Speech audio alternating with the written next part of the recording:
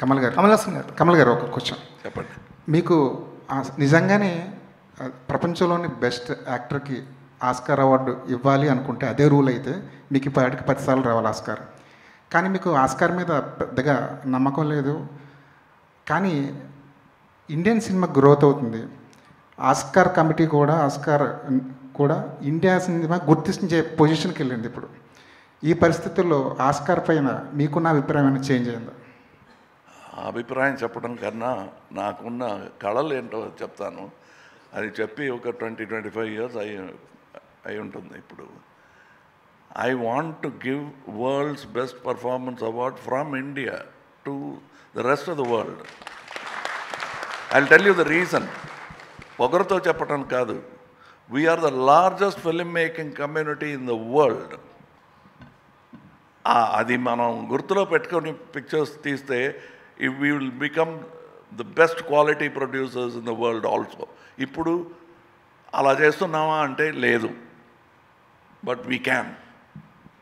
So then we will Oscar will come and take ideas from us. Instead of commenting on what is wrong with Oscars, we can set an example and tell them what could be right with Oscars. Thank you. Kamal Haasan గారు sir, ఇక్కడ sir అంటే throughout careers అన్నీ ఛాలెంజింగ్గా ఉండే పాత్రల వైపే మీ journey సాగుతుంది. After 2.5 decades తర్వాత సేనాపతి పాత్ర మీకు మళ్ళీ పోషించే అవకాశం వచ్చినప్పుడు ఒక బిగ్గెస్ట్ ఛాలెంజింగ్గా ఏమనిపించింది sir? Sir, the biggest challenge is audience. Are they ready అనేది first thing I asked. When he told me the story, that challenge part was not so frightening.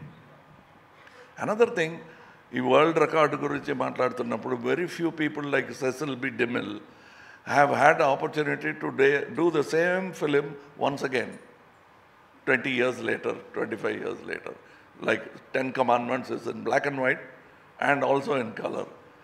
That way, even there, that phenomenon of same director and same actor didn't take place.